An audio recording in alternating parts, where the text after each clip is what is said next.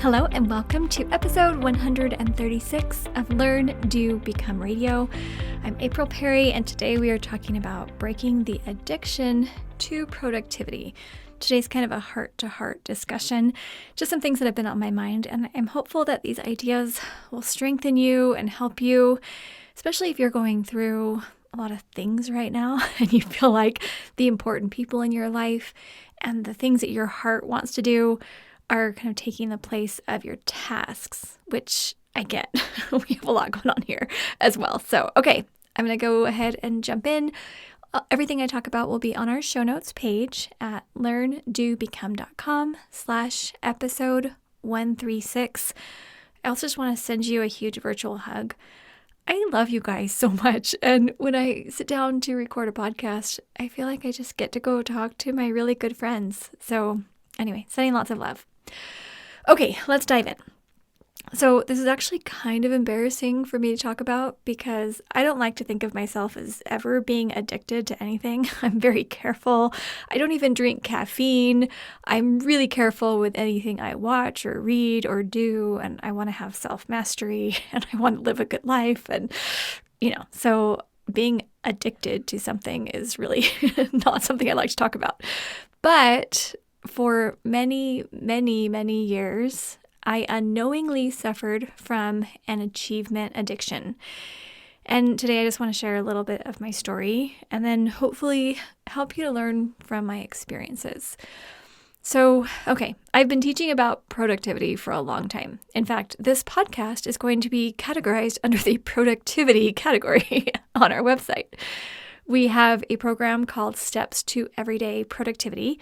Not meaning you have to be productive every day, but it's more about having productivity just be part of your life. Like, it's not hard. It doesn't take willpower. You can have a command central. It calms everything. You feel great. So that's the idea. And I do love the concept of a command central. I literally use mine every day to reduce any concerns or overwhelm, to be able to get things done without being stressed out, to be able to manage all the emails and tasks and things coming at me without being stressed. So I love my command central. I'm still shouting from the rooftops that everybody needs a command central.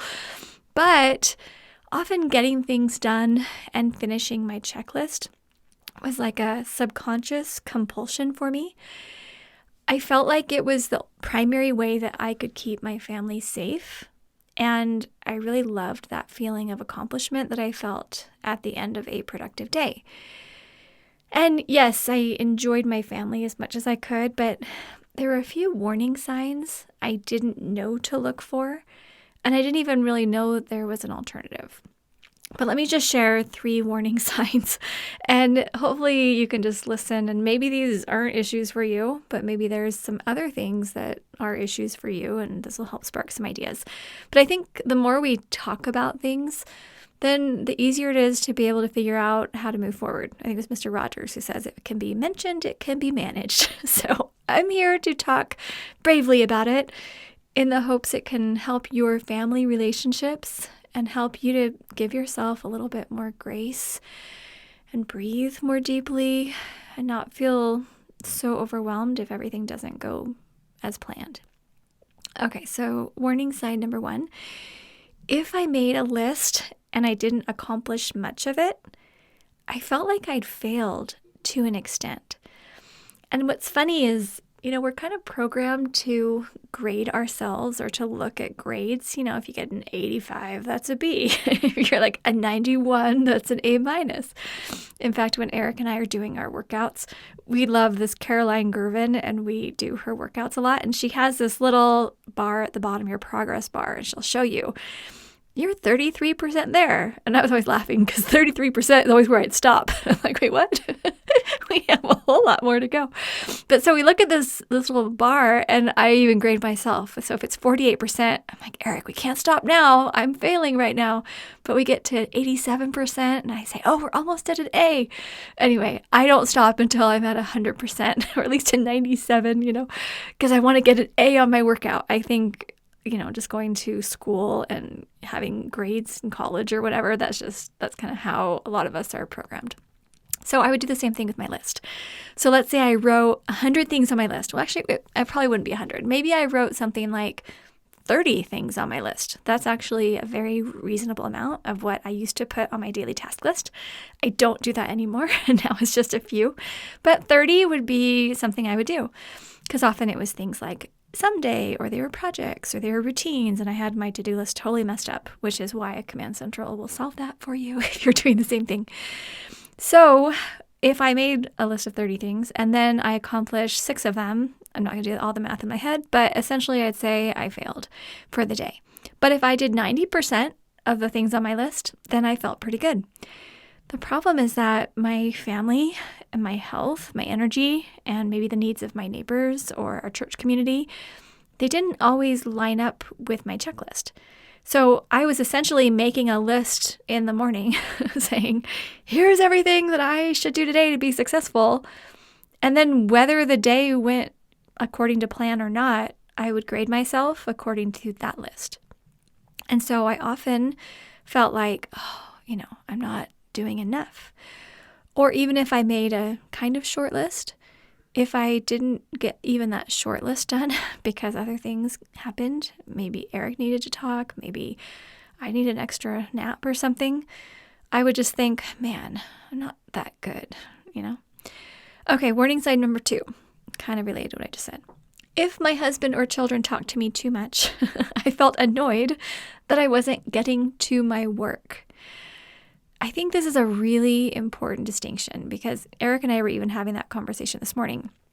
We got this beautiful testimonial that came in talking about our STEP program, and I showed him. I said, Eric, look at this. He said, oh my gosh, we need to be sharing these with more people. It's amazing what transformations are going on.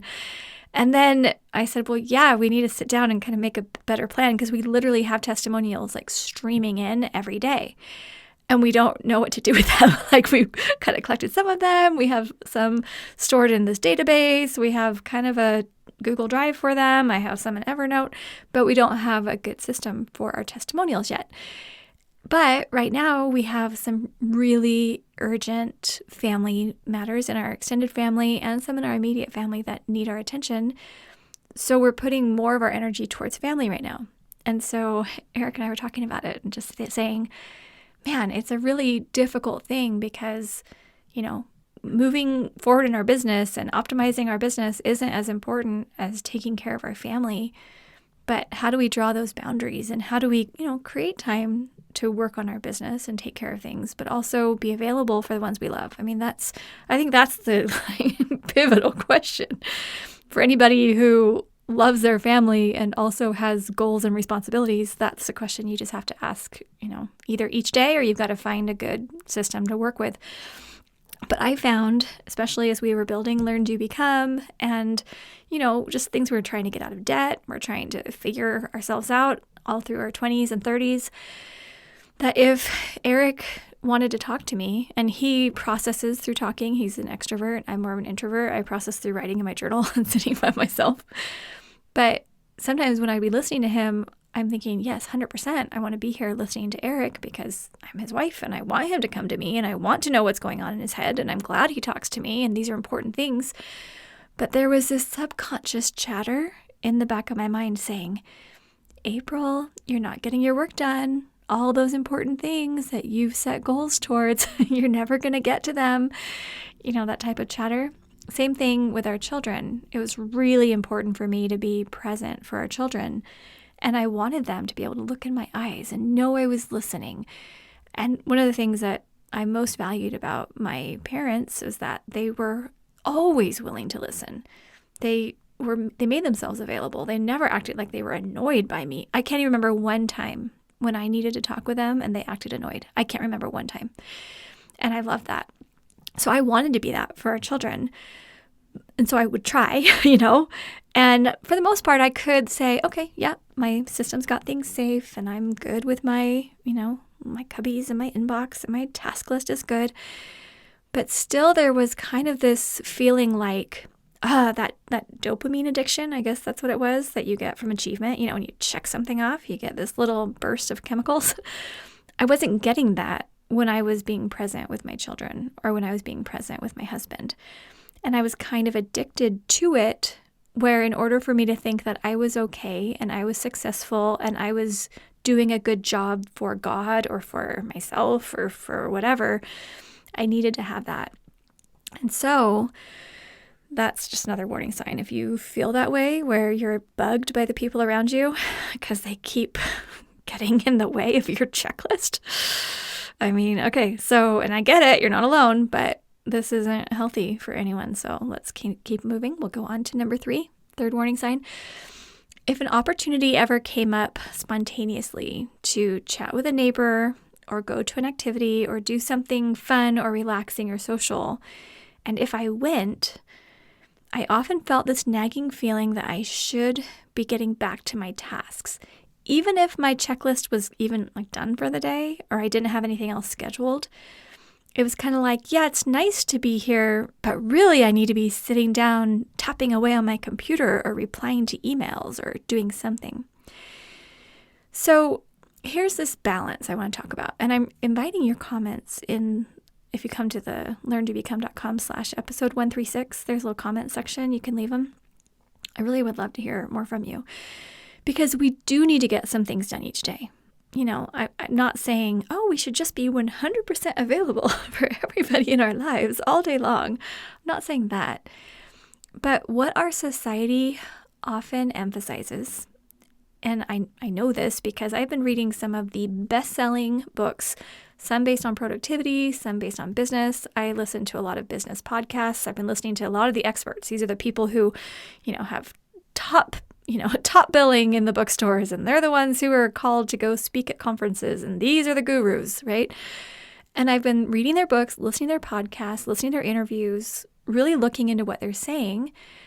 And often the epitome of success is things like having hours of uninterrupted work and producing some tangible evidence of that work, like a book or, a program or YouTube videos or something like that. Having some evidence, particularly monetary. That's the common theme. And that's really challenging when you're trying to grow a business or you're trying to develop professionally. And then most of the advice that you're hearing is how to prioritize tasks over people.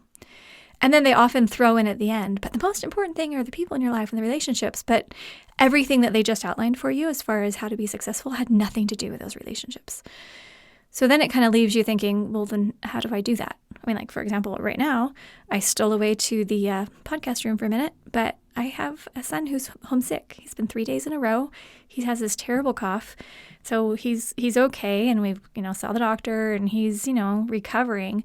But he's needed some help with his math. So I have been doing geometry and algebra for the past couple of days. This morning, I was doing midpoint equations and having fun with graphs. And anyway, these are things I haven't done for a whole long time. But, I'm like, well, I'm here to help my son with his math. This is important work. So I've learned how to, break my projects into small tasks and things like that. But I'm not going to say, hey, I'm not available to you ever because I have important things to do. So I just want to share a little mental switch that has helped me, because if we want to work towards goals that matter to us, but we want to feel good about the lives we're living in the process, we've got to make a mental switch. And I think our culture needs to change how we define success and, how much of an emphasis we place on productivity. So as I was thinking about our program Steps to Everyday Productivity, our signature program, I just thought, I don't want anyone who's in STEP or who's listening to our podcast or who's hearing from me to think that productivity is the end-all be-all. I want to make it perfectly clear that being productive, being able to, move forward on goals, being able to have your home clean and organized and stocked and systems running and being dependable and responsible, great things to be able to help you to survive and thrive. But that's not why we're here. I will tell you, at my parents' funerals, both of them, I lost them in the last 5 years, not one person said, man, I just loved your mom and dad. They were so productive. They could work through a list like just nobody's business. They were amazing. I love how much they produced. Nothing like that. it was memories on how each person felt when they were with that person, when they were with my mom or with my dad. All of us as siblings, as we were talking about them and preparing for their funerals, we were sharing those moments, when they could have been harder on us, but they weren't. When they showed that mercy, when they were thoughtful, when they would help us late at night with that science fair project. Those were the things that we remember. It was our sacrifices and their willingness to be so patient with our humanness. Like, that's what I love. So as I was thinking about the P in STEP, productivity, I was starting to think about words like peace, purpose, and power. And I talked to Eric about it the next morning, and I said, hey, what do you think about this? And he said, yeah, I love those words. He said, I think we should add progress too. And I said, well, progress, is that just progressing towards our goals? Isn't that productivity? And he's like, no, not at all. Because yes, progress can equate with goal setting, goal achievement, but progress doesn't always mean being productive. I can make progress calming my body down and overcoming achievement addiction. So if you think about it, taking more time to rest and enjoy people, that's progress. That's pretty fun, right? Okay. Another reason I started thinking about this is because a lot of you know I'm a huge fan of Dr. David Burns. He is a world-renowned psychiatrist. A lot of his books I love. They're on our Amazon bookstore, which I don't even know if we have that linked on our site. Anyway, but it's his books like Feeling Good, Feeling Great is his newest one, When Panic Attacks. So good. Like, literally, I'm able to feel mentally healthy in so many ways because of my training, listening to all of his podcasts and reading all his books. And I interviewed him a couple times here at Learn to Become and at Power of Moms as well. He's so good. But I was listening to one of his recent podcasts, and he was talking about productivity. He said so many people see productivity as, this is my purpose of life. This is how I know that I'm worthwhile. But that's really a challenging thought to hold. And it's actually, I would call it a thinking error, because if you think that the only joy you can have really is if you're productive, and if your body only feels in homeostasis when you're working, you're going to miss so many different types of joy that can be found in life. And he said, I like to think about life like a buffet of happiness. You can have joy being productive, writing that book. I can have joy recording this podcast, finishing it, publishing it, saying, hey, I just tied that project up in a bow. But we can also feel joyful when we are relaxing, when we're listening to someone, when we're supporting other people, when we're just enjoying conversations.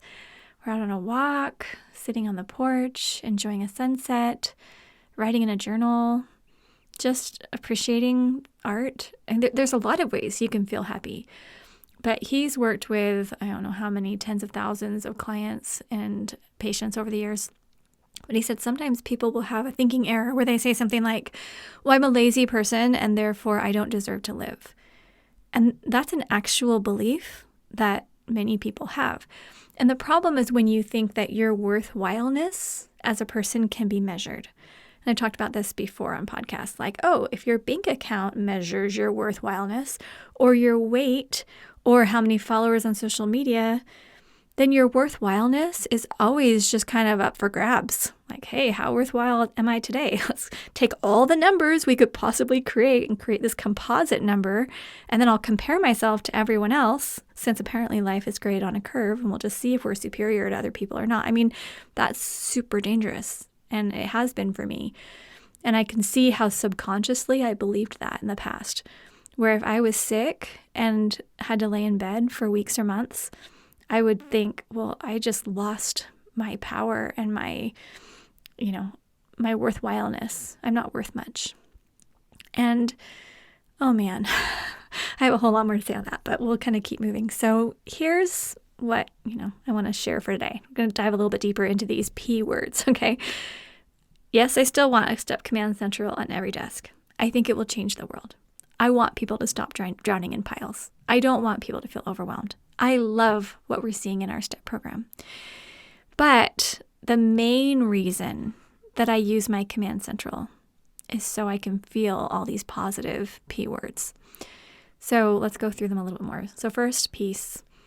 I want to know that I am engaging with the people in my life in a way I will never regret. And I want my mind to feel calm in the process because it will know that nothing is late or forgotten. But also, I want my mind to feel calm because it's not addicted to achievement, where it's like, hey, if I can't get to this project, that's okay. As long as the bases are covered and bills are paid and we're not like losing our power or our water or something like that, it's okay if everything doesn't happen as fast as I might like. I just want to go through my day feeling peaceful. So what's been interesting is now when I evaluate how my day went, it really has very little to do with how much I did, and it's about how I felt while I was doing it. Am I feeling peaceful today? Am I enjoying those moments? Am I flirting with Eric and having fun with him? Am I snuggling with, Spencer? And we snuggle with Sunny every morning and, add little pictures to her Instagram, my little private Instagram account for Sunny because we love Sunny. I mean, am I talking with our neighbors and really listening and connecting? Am I feeling like I feel God and I feel inspiration and I feel joy and I'm not hard on myself? That's a way better way for me to evaluate my day than just how many check marks I earned out of my random list that I made for myself. Okay, next one was purpose. I want to feel focused and confident that the choices I'm making each day align with my values and are helping me to create a life I truly can't wait to wake up and live. So, even just today, I sat down. I have a new current projects list for the upcoming month, and I was looking at it today. I was updating my next actions list. Again, I keep that current projects list super short. It's like, I think right now I have 6 or 7 projects for the month divided into me, my family, and beyond. And then I looked at my weekly list, and it's very, very simple. I keep just a few things. Someone asked in our free Learn, Do, Become community group, like, how many things do you put on your next actions list? Mine is getting long. I'm like, I have maybe like 5 to 7 total in all the contexts. I keep it very short, but I usually get it done every week and it's not stressful. And then as I looked at my day to day, I made a very simple list. Like, I'm recording this podcast, working a little bit on some emails, and I've got a couple things, talk with our team about, sending out our newsletter, getting that ready, stuff like that. And then, I need to run to the store and do a couple other things, organizing my hard drive a little bit. There's just some things that I'm working on. But I made the list very, very doable considering the needs of my family, planning that I probably will need a little bit of a rest. And then I want to be able to have some open time to just enjoy and breathe, Also, when it comes to purpose, I've really been focusing on what I say no to. It's really hard for me to ever turn down a request. I'll just say that. But we get like maybe 10 a week of people who are requesting me to participate in a summit or participate in a project or help with something. And I want to so much. I just want to say yes to everything. But I've learned that whenever I've tried to accommodate everyone's needs, like, oh yeah, I can help with that. Oh yeah, I can help with that. What happens is it usually just takes from either my work so that I don't get to my work, or it takes from my rest or from my family. And so I just had to start saying no. But if it lines up perfectly with my values, then I say yes. If it's like, oh, I'm already working on this would be no problem. Great.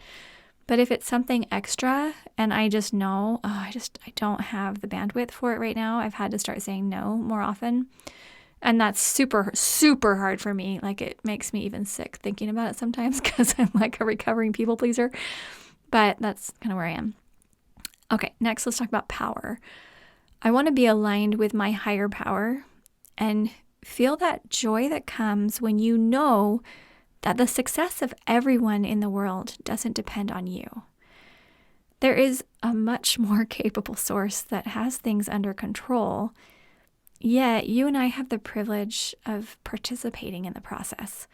This has been a huge shift for me because I used to feel like, well, I better get out there and like save everyone who's overwhelmed. Or, oh man, what if my kids make bad decisions? I need to be like right there, making sure that they make the right decisions. How can I control them? How can I insert myself? How can I oversee everything they're doing to make sure that they're not messing up? How can I jump in whenever anybody texts me or calls me to make sure that I solve their problems? And that was quite a weight to carry, and it wasn't necessary. And so I've learned that I do have power and influence, just like you do. All of us can influence for good. But I've been taking the pressure off myself and focusing on aligning myself with my higher power. Like Eric and I were having a conversation the other day. There's a situation that we're really both concerned about. And I was sharing with him how, okay, yeah, this needs to happen. This is concerning. And he was giving me some suggestions and ideas of ways I could jump in and be helpful. And I just said, you know what? I actually am not going to do that because I found that the time in my life when I'm most anxious is when I put other people's freedom like on my shoulders. And I think like other people's choices on my shoulders. So even if the worst case scenario that could, occur is terrible, I have to just say, you know what? They ultimately get to choose. So I can love and advise when asked, and I can support in ways that are appropriate with my energy. But unless I feel God saying, April, go do this thing, I'm going to back off a little bit and let other people live their choices. And they're going to learn from the consequences of their choices, just like I learned, from the consequences of mine. Now, of course, when it's like a 2-year-old or a 3-year-old, yes, then I'm, right there helping raise the child. I'm not going to let them do something dangerous when they're really little. But I'm talking about other adults in my life where I feel like I want to shape and protect and, carry the burden. But other adults, when they've got their own bank accounts and their own decisions and their own cars and their own whatever, I can't step in and try to control that. So anyway, that's actually taken a big burden off my shoulders. But as long as I'm aligned with my higher power, I'm not stressed out because I know, okay, if there's a point that I do need to step in, I will. And then let's just talk about progress a little bit. I want to feel that lift when I see that my efforts are making an impact for good, whether it's my personal life or my family relationships or the work I do in the broader world. I love knowing that there's some progress being made. Like I've been learning about nutrition and how to really take care of my body by reading several books. I've been watching different YouTubers that I think are fantastic. There's like all these different doctors and people sharing the science of how your body works. And I love that. And the more I'm learning and the more I'm learning how to choose nutritious options and I'm kind of testing things with my own body, oh my gosh, I'm feeling so much better. And then I'm also noticing that these little efforts that I'm making in our family, to support, to encourage, to teach. I've been doing mind, body, soul time with Spencer every day. I'm starting to see the fruits of those relationships, And then in the broader world, I've got some things I'm working on, like our YouTube channel I'm working on. I'll share more about that at the end. This podcast I'm working on. It's fun to see our numbers increasing, our groups growing. It's great. I love that sense of progress, but not just in the numerics, but also in just how I'm feeling. I feel like I used to, my homeostasis, like my set point emotionally was kind of on edge and kind of full of guilt, like, I'm not doing enough. And now I'm actually feeling a lot more relaxed. And I'm finding I feel happy most of the time. I mean, there's still hard things going on, but generally know how to get back to that happiness, set point. So whenever I started getting rashes on my stomach last week. Sorry, maybe too much information for you, but I was putting myself in the middle and taking too much on myself in a certain situation. And I was I could see my rashes. They're still not totally gone, but it's just because I care so much. and I just noticed, I'm feeling more tired than usual. And I'm not feeling quite as energetic because this is really weighing on me. So then I learned I did my little mood log and worked myself through it and I feel a lot better now. But so I'm progressing and learning how to relax and learning not to be, addicted to achievement. And so that's why I'm recording this podcast today, because I've had a lot of pain in the past in feeling this way, feeling this, gotta get stuff done, gotta move faster, better get to my list. I felt a lot of pain. And now I'm finally, I feel like I'm I got my head above water and I'm not feeling that anymore. So I would like to help you get to that point sooner than later. And it's not even about achieving the goal, because I thought, okay, once we're debt free, once we move into our new house, once our children are raised, once, our business is up and running, whatever, I won't feel stressed anymore. But then I just found something else to be stressed about, because I needed that chemical, whatever it was going on in my body. Now I'm actually saying, no, I'm going to still do good things with my time and energy, but I'm not going to give myself over to those feelings, because it's not worth it. It's totally not worth it. So I hope these ideas have been helpful for you. If you do have some challenges with productivity addiction, you don't need to be ashamed of it. And I actually kind of hate labels like, you have an achievement addiction. Sometimes you feel like, stamp it on my forehead. No, it's okay. If you felt that way, it's super normal. And you've probably kind of been conditioned to feel that way. But there's a way out. And so I want to build a culture here at Learn, Do, Become where we're not doing that to each other, and we're encouraging each other to breathe and give ourselves grace and move forward steadily in really healthy ways that strengthen our families and strengthen our alignment with God and help us feel very mentally healthy as our natural state. I mean, can you imagine waking up every morning feeling just calm, naturally healthy, having everything move forward at a pace that works for you, setting very strong boundaries, but having that flexibility for relationships, being able to move forward so there's nothing late, nothing overdue, nothing messy, and then go to bed each night and the home's generally organized. If you didn't get everything done that you'd had scheduled for the day, that's okay. Kind of figure it out, renegotiate, set it up for tomorrow or the next day, add it to your next actions list, or, figure it out. And then sleep really peacefully every night and just be grateful for that privilege that you had to show up that day, and, be hopeful for the next day that you could show up again. I love that. That's what I want for all of us. Okay, so that's the official podcast. Now, for my friends who just want to hang out, someone messaged me the other day and they said, I just like listening to you while I garden or do tasks around the house or whatever. So if that's you right now, we are hanging out together. I'm just going to share a few more things that are going on. One is I want to share some awesome mental health advice that I got the other day. Second, I want to share what we're doing with our YouTube channel, just share a little bit about what's happening behind the scenes. And I want to share a few testimonials, just a couple stories, things that people have been sending in. I'll just share 2 today. They're so good. Okay. All right. So first of all, Eric and I had a meeting yesterday. So we work with our local university. There's a congregation of about 1,000 college students, and we work with them on a weekly basis. And there's a lot going on with these college students. We noticed that depression and anxiety is very common among young adults and among pretty much everyone right now. And so there are 2 really prominent family therapists in our area who help serve 30 of these big congregations. And so we met with them for lunch yesterday or 2 days ago. And as we were talking, I was taking notes, and my main question for them, we're trying to ask, hey, what can we do on our level, to help those people who aren't in trauma, who aren't, going through serious abuse or in that, serious where they have to see a professional therapist, just people who are maybe struggling and just need a little support being more mentally healthy. What can we do? And their list really surprised me because I thought they'd have something kind of complicated to share, but no, it was so simple. So I'm just going to share the top things that they recommended. Because whether you're a college student or whether you're a parent of a college student or whether you're just a person who's feeling like, I would like to be more mentally healthy, these are just what the things they recommended. Okay, so number 1 was sleep.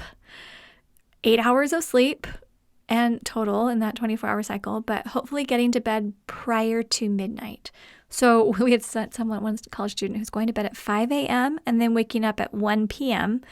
So they're basically nocturnal, but that actually wasn't super healthy for the living situation and for schoolwork and stuff like that. So if you can get to bed before midnight and then actually get some sleep and have a plan for what you're going to do if you wake up in the middle of the night, that was really helpful too.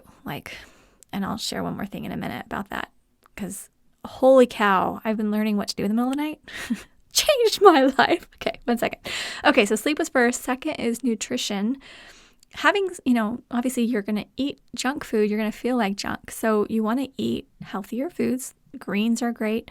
I've been following this Sten Ekberg. I don't know if you know him. He's on YouTube and he's so good. I really like his channel. So if you haven't followed Sten Ekberg yet, it's Sten is his first name, Ekberg. He's a former Olympian and he's a chiropractor, and he just goes into the science. So you can, follow what he says or not, and you can adapt it to whatever if you have like certain eating patterns or things that you prefer. But the science is so good. It's worth watching just for that. So nutrition, okay. Exercise, big surprise, right? And then they recommended don't be overly engaged with social media. That people who are on too much, like that's an issue. And I was asking them, well, what's too much? Because if you open your phone, and at least on the iPhones, if you click on battery, and you can see last 10 days, how much time did I spend on Facebook, in the last 10 days? And we do a lot of our business on Facebook, where I'm looking at people's comments and I'm looking in groups and I'm, engaging in our programs. So I'm probably about an hour and 15 minutes a day on Facebook. But you want to look at that, see how much time you're spending. So that was good. They also recommended focusing on your strengths, especially for college students. They were saying when they come to a university, often, they were the bigwig in their high school, and then they get to university and like everyone is successful. And so they kind of go through an identity shift. If I'm not the best in the class, then who am I? And if you've gone through an identity shift where you've either changed a job or you've maybe gotten remarried or gotten divorced or you've had children or your children have left or a spouse has passed away or something has gone on, often your identity, as it changes, you might not feel like you're super centered and that you know who you are and what your purpose is. And so focusing on your strengths, and this one therapist I was talking with, her name is Michaela, and she said, I actually made this worksheet of 300 positive characteristics because I would ask some of these students, so what are some positive characteristics about you? And they would say, oh, I don't know, they list like 2. And then she'd show them this worksheet or this little list of 300, and they'd say, oh, actually I'm that and that and that and that, and they could see their strengths. Because all of us have strengths, whether it's like you're sensitive to people's needs or you're just a good listener or you're, compassionate. That's a strength. Just, if I'm a good singer or I can, do a TikTok dance or something like that. Often in our culture, we really emphasize strengths that are visual. Oh, I'm skinny and rich and a great dancer and popular and everyone loves me. And then the people who might be not those things feel like, what are my strengths? And it's not true that some strengths are important and some strengths aren't. So I thought that was really good. And then they talked about mindfulness too.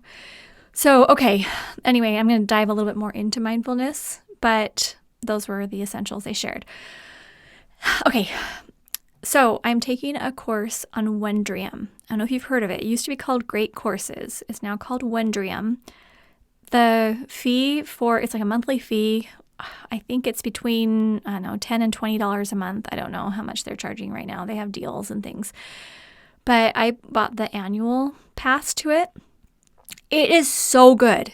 It's like college professors and specialists and amazing people who put together these courses for you. And often they even have these PDFs, like there's one I'm doing right now that has this amazing 200-page PDF. So everything's in written form, plus it's in video or audio form, and you can just go through and you're learning from some of the most knowledgeable, educated people around the globe. And it's so good. And there's no homework. So it's pretty much like college with no homework. That's really what it is. College with no homework. The benefits of college with no homework. Okay, so there's one I'm listening to right now on Wondrium, and it's called The Science of Mindfulness, a research-based path to well-being. And it's Professor Ronald D. Siegel, and I'll put this information on the show notes page as well if you want to check it out. I mean, there's literally hundreds and hundreds of courses, and they have documentaries on there, and they've got 1-hour videos, and then they have this course in particular, I think has something like 20 or 30 classes, and each one's around half hour, something like that. And so 2 things that I just want to bring up that I learned from this class. One is that happiness has very little to do with what you're doing, And it has more to do with how present you are while you're doing it. They talked about this research project that was done, and you've probably heard of it. I don't know all the details, and I haven't memorized it all. I mainly listen to this while I'm going to sleep, so my knowledge of it is somewhat sleep in the middle of my sleep.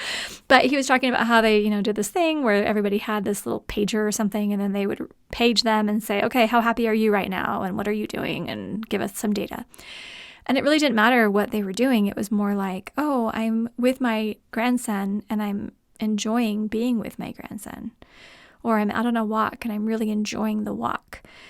It was basically you're not being preoccupied with other things. You're actually present. So that was helpful. Then he's the one who taught me about sleep. And I have to go back and find the exact quote from it. But he was talking about the study, and I'm going to explain it. I'm going to paraphrase it so wrong. And you're going to say, April, were you even listening? But I've got to go back and find it. It was so good. It's probably in the PDF that I'm going to download. But he said, what happens is when you think about yourself, how an event or a word or something has to do with you, it activates a certain part of your brain that actually causes more anxiety than peace. But if you think about things as just looking at them and appreciating them for what they are, but you don't attach it to yourself, you actually feel more present and calm. So I started practicing this at night, because what usually would happen is I would get up to go to the bathroom or something in the middle of the night, and then I get back in bed, and then I would think, oh no, I need to worry about this, and I need to worry about that, and what about this, and what does this mean about me, and is this going to hurt me, and what should I be afraid of, and what are the threats? And I would just sit there and my brain would circle or cycle. I'm sure you know what I'm talking about, where you're just worried about things. So instead I start thinking about things outside me. So I picture nature. I picture God's love. I picture just beautiful parts of my life apart from me, just enjoyment. And my goal in doing that is not to activate the part of my brain that thinks about me, but to focus on the externals and how beautiful the world is. And it's been so interesting because I think I've done this for a week and a half now. I'm not waking up all night. I used to listen to 2 hours worth of podcasts in the middle of the night. I'm like, Eric, I've been getting so much education done in the middle of the night. Now I actually go right back to sleep because I'm not thinking about myself. So that was just amazing. That's worth the Wondrium payment right there. And I'm not being sponsored by Wondrium. I don't even know who runs it, but I think that they're fantastic. So anyway, just a little plug for that. All right. Then I just want to share briefly about our YouTube experience, and then I'll share a couple testimonials. Actually, let me share the testimonials first, and then you'll know why I care so much about YouTube. Okay. So first, this was posted in our Step Mastery Facebook group yesterday. And she said this: I came across an ad for Step on Facebook this morning while procrastinating over making coffee. Talking about living in piles was what got me to watch the webinar. Before I was even through it, I was signing up for the program. Already today, I've identified projects, gotten my email to 0, and have set up my digital command center.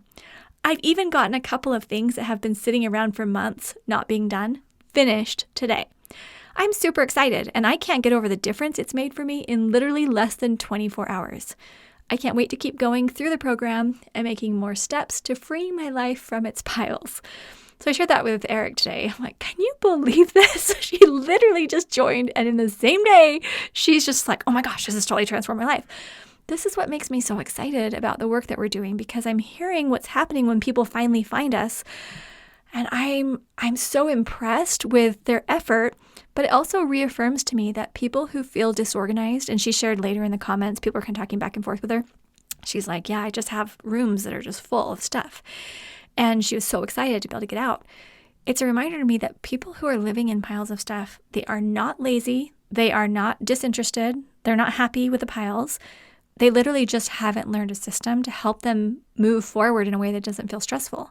So once we bring them into Step and show them, here's how you break it down, and here's how this Command Central is going to help you not feel afraid to open Pandora's box, because you're going to know where to put it.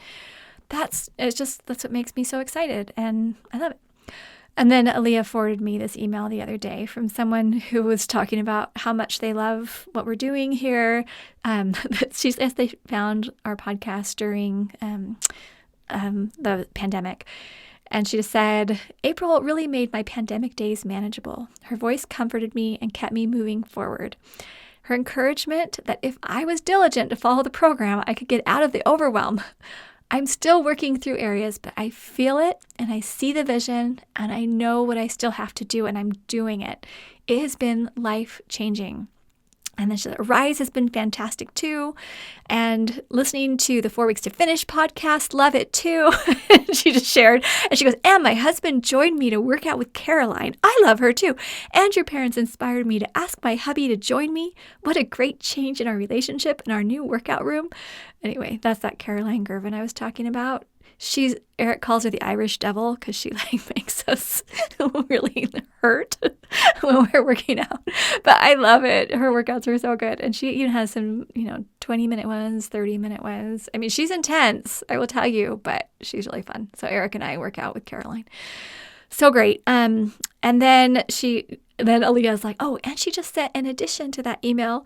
And it was so cute. And she said, I prayed that while I was in major overwhelm, that I could feel the way that April described.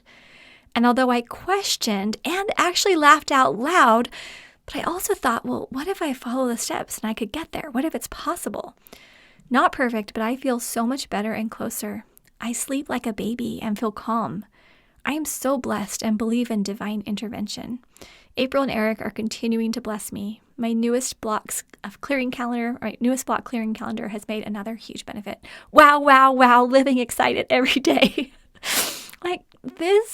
This means so much to me, not because I need people praising me or telling me I'm doing a good job, but because I like to know that the sacrifices and the work that I make are making someone else's life better.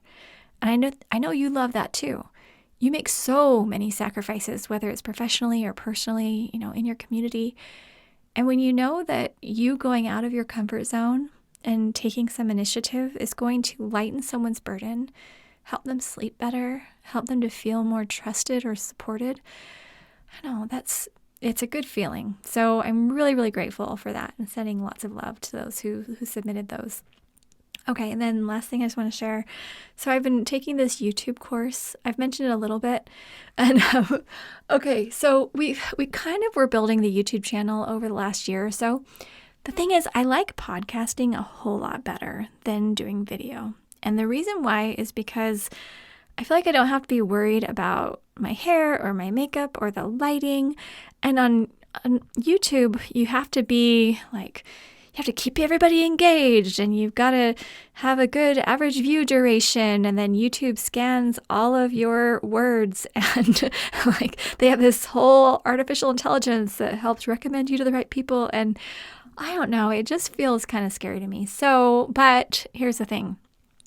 On YouTube, the reason why I'm putting effort there is because that AI actually helps with the search or the browse features or suggested videos.